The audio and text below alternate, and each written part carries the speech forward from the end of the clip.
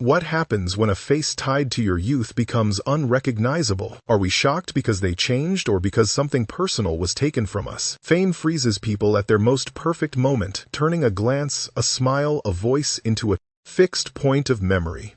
For decades, these faces stop belonging only to the people who wear them. They become cultural landmarks, anchors for emotions, eras, and versions of ourselves. Psychologists call the discomfort that follows cognitive dissonance. Our eyes recognize the person, yet our emotions reject the image. When features feel familiar but wrong, the mind hesitates. This is the uncanny valley of celebrity where recognition and rejection exist at the same time. It feels less like watching someone age and more like watching a memory distort. This video is not about growing older. It is about extreme transformations that erase a former identity entirely. There are many paths to that erasure: self-inflicted damage, surgical misjudgment, life-saving medical intervention, relentless exposure under the spotlight, or a deliberate decision to abandon beauty altogether. So who decides how a star is allowed to look? And why do we cling so tightly to the version we remember today still? There was a time when a smile alone could carry an entire movie. It didn't need dramatic lighting or sweeping music. It just needed to feel real. In the late 1980 seconds and 1990 seconds, Meg Ryan became the face of that feeling. Her expressions were not polished or perfect. They were slightly crooked, warm, spontaneous, and human. Audiences didn't just watch her fall in love on screen. They recognized themselves in the way her face moved. At her peak, Meg Ryan defined the romantic comedy heroine. Films like When Harry Met Sally, Sleepless in Seattle, and You've Got Mail turned her into more than a star.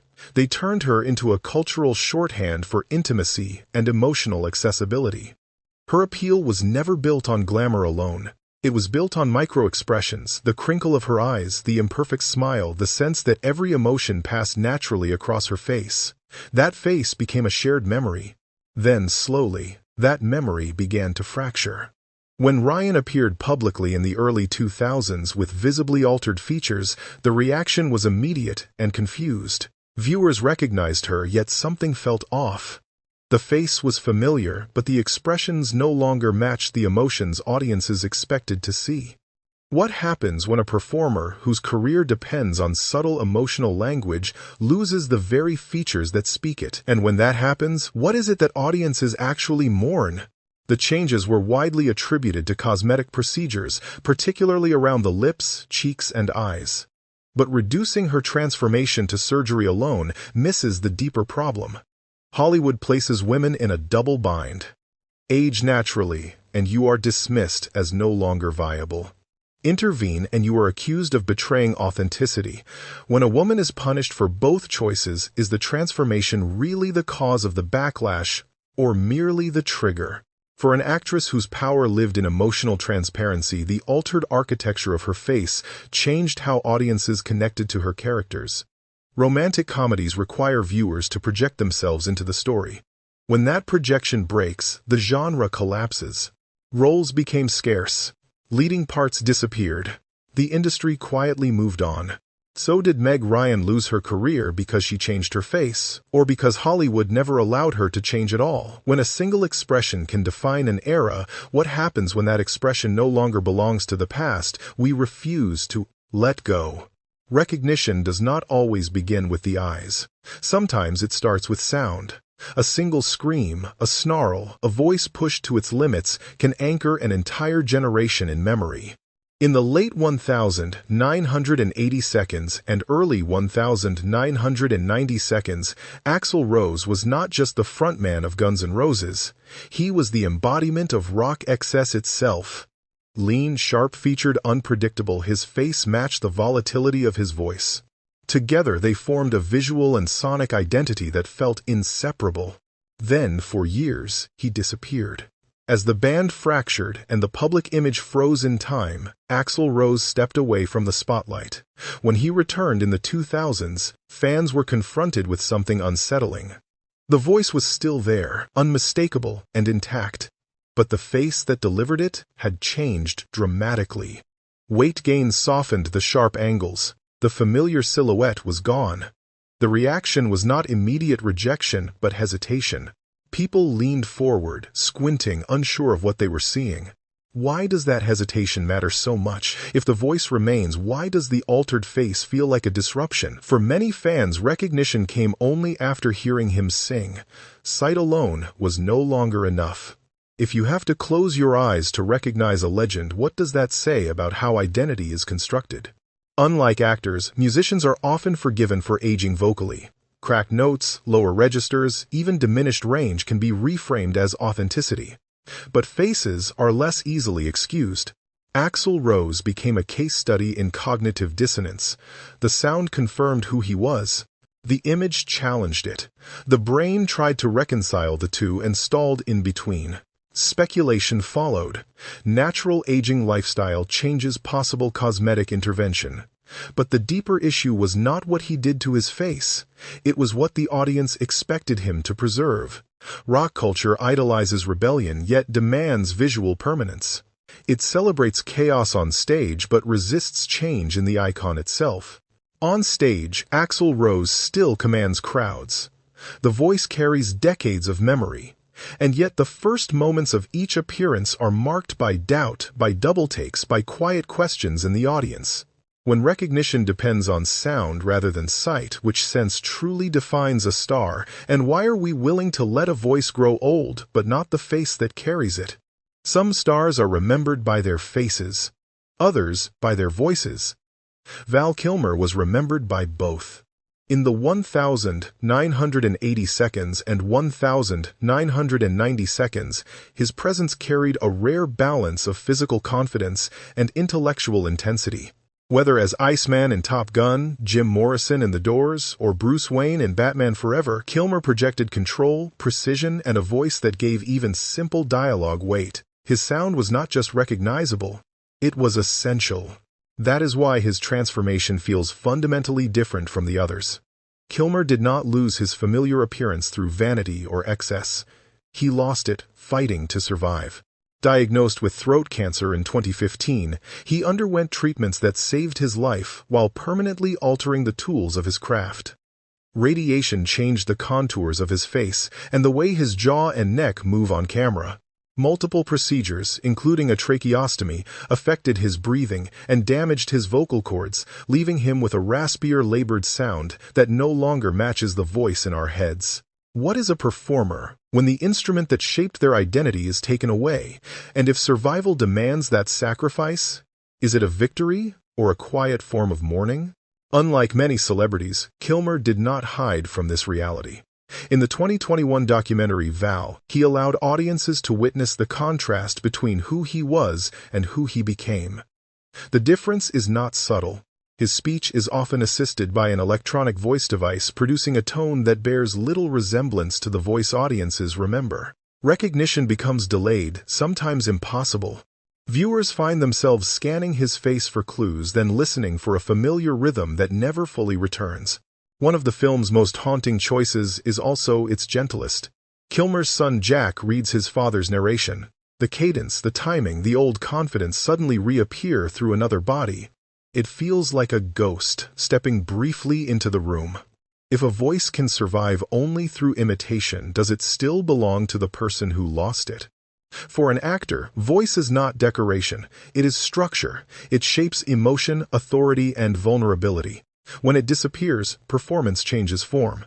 Kilmer's later appearances are quieter, more fragile, stripped of the sonic power that once anchored him. And yet there is no attempt to pretend otherwise. His presence now is defined by endurance rather than dominance, and by honesty rather than spectacle. Audiences watching Kilmer today experience something deeper than shock. They feel grief layered with respect. This is not the discomfort of cosmetic excess or lifestyle collapse. This is the price of staying alive. And the most unsettling question lingers: when the thing that made you unforgettable is gone, who decides what remains of you, and why do we still look away?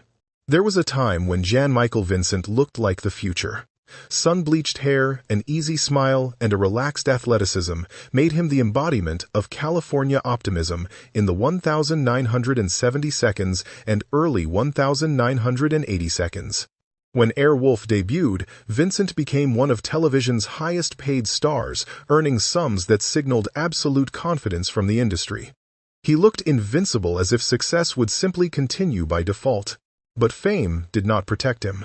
It accelerated his collapse. Alcohol and drug abuse began to hollow out the very qualities that had made him marketable. Colleagues described him arriving on set intoxicated, struggling to remember lines, forcing production schedules to bend around his instability. The deterioration was not sudden. It was cumulative, visible first in behavior, then in posture, then in the face itself. At what point does a star stop being unreliable and start being disposable? The physical damage escalated in 1996 when Vincent survived a devastating car accident. He broke multiple vertebrae in his neck and permanently damaged his vocal cords. Partial facial paralysis altered his expressions, creating an asymmetry that felt unfamiliar to longtime fans. The voice that once carried confidence became strained. The body that once suggested freedom now moved cautiously. Recognition began to fail. Years of addiction and repeated medical crises followed. In 2012, an infection led to the amputation of his right leg. By his final public appearances, Vincent was using a wheelchair, his once effortless physical presence replaced by frailty. The contrast was so severe that many assumed he had already died. If an actor disappears completely from public memory while still alive, what does survival even mean? Hollywood offered no redemption arc. Studios would no longer insure him. Roles vanished. There was no comeback framed as resilience or reinvention. Vincent did not transform into a character actor or a cautionary legend. He simply faded. The industry that once paid him extraordinary sums quietly erased him from its present tense. When Jan-Michael Vincent died in 2019, the news startled people for the wrong reason, not because of grief, but because many believed he had been gone for years. His transformation was not just physical, it was existential. The man audiences remembered disappeared long before his heart stopped beating. This is what it looks like to die before death, not in tragedy, but in absence. And the question lingers uncomfortably.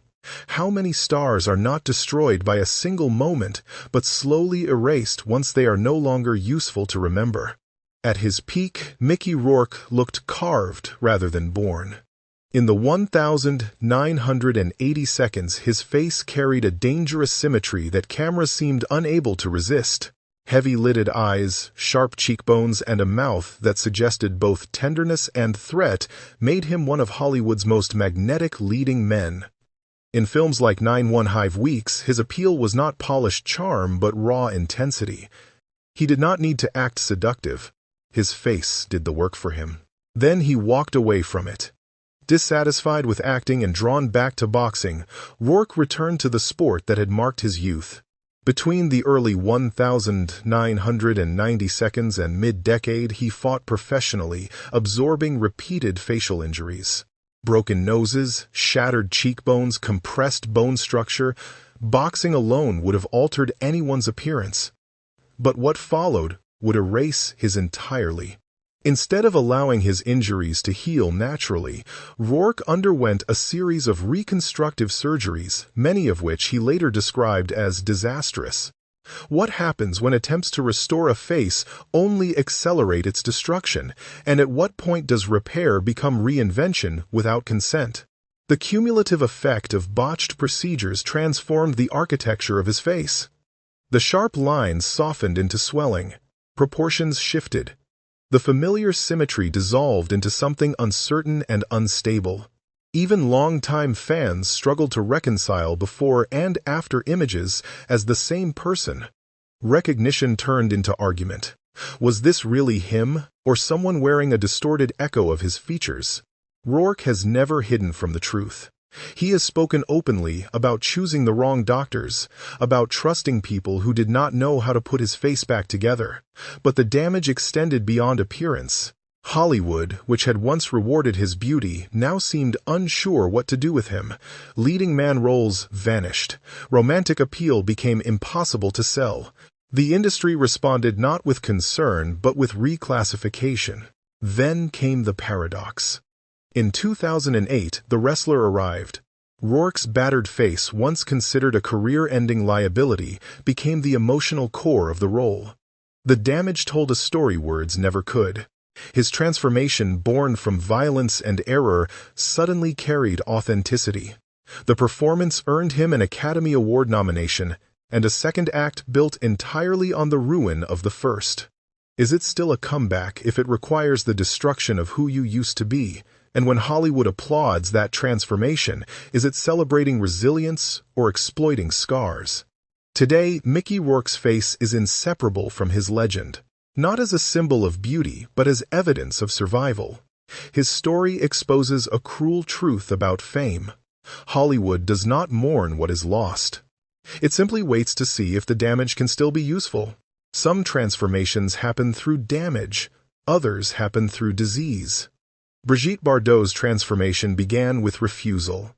In the 1,950 seconds and 1,960 seconds, her face was not just famous, it was definitive. Tousled blonde hair, heavy-lidded eyes, and an effortless sensuality turned her into the blueprint for modern stardom. She did not follow beauty standards. She created them. For an entire generation, Bardot's face was desire itself. And then, at the height of that power, she walked away. In 1973, at just 39 years old, Bardot retired from filmmaking completely. There was no gradual transition, no strategic retreat into selective roles. She stopped. What shocked the public even more than her exit was what followed. Bardot rejected the machinery that had maintained her image. No cosmetic preservation, no careful styling, no attempt to remain visually aligned with the version the world remembered. Why did that choice feel so unsettling? And why did audiences react with something closer to anger than acceptance? Unlike others in this video, Bardot did not lose her appearance to excess or illness. She abandoned it deliberately. She allowed time to mark her face openly without intervention, while retreating into a life dedicated to animal rights activism. The glamorous architecture that once defined her image dissolved into something raw, unpolished, and resolutely private. For many, the disconnect was extreme.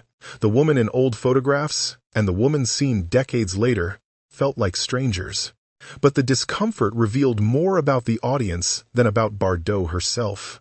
When someone's beauty becomes a cultural asset, does it still belong to them? Or does the world feel entitled to its preservation? Bardot's refusal challenged an unspoken contract between celebrity and public. She had been admired, consumed, and idolized. Now she was choosing not to be. In interviews, Bardot has expressed no nostalgia for her former image. She has spoken about giving her youth and beauty to the world and then reclaiming her remaining years for herself. That lack of regret unsettles people. We are trained to expect loss, shame, or apology. Bardot offered none. Her transformation is not a tragedy in the traditional sense, it is a rejection. And perhaps that is why it feels more provocative than collapse. If someone is allowed to destroy themselves, we understand it. But if they choose to step away from desire entirely, what does that say about our need to keep them frozen in time? Bardot did not become unrecognizable by accident. She chose freedom over familiarity. And the question lingers, is that the most radical transformation of all? Not every transformation is meant to look human. Some are designed to be unforgettable. Donatella Versace's face does not function like a memory of youth or a record of time. It functions like a symbol. Long before her appearance became a subject of global fascination, she existed in the shadow of a name larger than any individual. Versace was not just a brand. It was an empire. In her early public years, Donatella's look was distinctive but restrained. Strong features, platinum hair, a presence shaped more by fashion than spectacle. That began to change dramatically after the murder of her brother Gianni Versace in 1997. Overnight, Donatella became the public embodiment of the House of Versace, creative director, spokesperson, and living extension of the brand. The pressure was no longer aesthetic, it was existential. What happens when a person is required to become a logo, and how much of the human face can survive that demand? Over the following decades, Donatella's appearance shifted through a series of cosmetic procedures that altered her facial structure almost beyond recognition. Lips expanded, cheekbones hardened. The skin tightened into a sculpted surface that resisted age, softness, and familiarity. The changes were not subtle, and they were not accidental. Her face began to mirror the very ideals the Versace brand sold. Excess artificiality, boldness, without apology. Critics often describe her look as extreme, even unsettling, but that reaction may miss the point. In fashion, naturalism is rarely the goal. Visibility is. Donatella's face does not ask to be liked. It demands to be recognized. In that sense, it works perfectly. One glance is enough to identify her.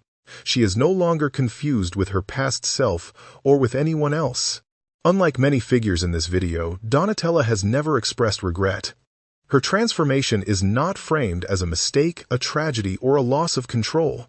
It is a deliberate alignment between body and brand. The face becomes architecture. Skin becomes surface. Humanity becomes secondary to iconography. But that raises an unsettling question. If a person successfully transforms into a symbol, where does the person go? And if the world accepts that transformation without hesitation, does it mean we value brands more than the people who carry them? Donatella Versace did not disappear through neglect or damage. She evolved into something else entirely. Not a memory frozen in time, but a living emblem. And as we look at her now, the final question emerges quietly. In an age of spectacle, is becoming unrecognizable the ultimate form of visibility? We have watched faces change, voices fade, and identities fracture under the weight of time, pressure, and expectation. But these stories are not really about aging, surgery, or illness. They are about ownership. Somewhere along the way, celebrity taught us to believe that a famous face belongs to the public, frozen at its most pleasing moment, preserved for our comfort. When that image breaks, we react with shock, anger, or ridicule, as if a contract has been violated. Yet none of these people signed an agreement to remain unchanged. They lived, survived, refused, adapted, or endured, often at enormous personal cost. The discomfort we feel says less about them than it does about our fear of change and loss. Perhaps the real question is not why they became unrecognizable, but why we needed them to stay recognizable at all. Why do we cling so tightly to a version of someone that exists only in our memory? And what does it mean to respect a person beyond the image that once defined them? Now we want to hear from you. Which transformation stayed with you longest? And why? Share your thoughts, disagreements, and perspectives in the comments below right now, please.